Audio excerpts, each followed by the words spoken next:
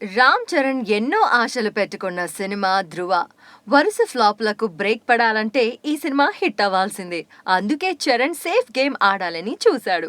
Already ఓ చోట hit అయిన కథని ఎంచుకుని, దానికి సమర్థులైన టెక్నీషియన్లను తీసుకుని డిసెంబర్‌లో పెద్ద సినిమాల హడావుడి లేకుండా విడుదల చేస్తున్నాడు. తన ప్లానింగ్ అంతా పక్కాగా కుదిరినా సినిమా ఫలితం కాస్త అటు ఇటు అయ్యే ఛాన్స్‌లు ఎక్కువగా కనిపిస్తున్నాయని సినీ విశ్లేషకులు ముందే ఓ అంచనాకు వస్తున్నారు. తని ఒరువన్లో ఉన్నది ఉన్నట్టుగానే సురేందర్ రెడ్డి తీయడానికి ప్రయత్నించాడని, మార్పులు చేర్పుల జోలికి అస్సలు వెళ్లకుండా చరణ్ సంకెళ్లు వేశాడని తెలుస్తోంది.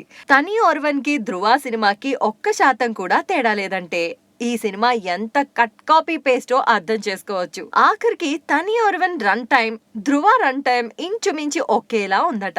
ఉన్నది ఉన్నట్టుగా తీయడానికి కూడా సురేందర్ రెడ్డి తడబడ్డాడని సమాచారం. ఫస్ట్ హాఫ్ బాగున్నా సెకండ్ హాఫ్ తేడా కొట్టిందని, ఆ ఎఫెక్ట్ మొత్తం సినిమాపై పడే అవకాశాలున్నాయని తెలుస్తోంది. అయితే చరణ్ పడిన కష్టం అంతా ఇంతా కాదు. తన లుక్, డైలాగ్ డెలివరీ ఈ సినిమాలో కొత్తగా ఉండబోతున్నాయని చెప్తున్నారు. దానికి తోడు రకుల్ ప్రీత్ సింగ్ అందాల ఆరబోత మాస్ కి నచ్చితే మినిమం యావరేజ్ స్థాయిని అందుకోగలదని ట్రేడ్ వర్గాలు అంచనా వేస్తున్నాయి.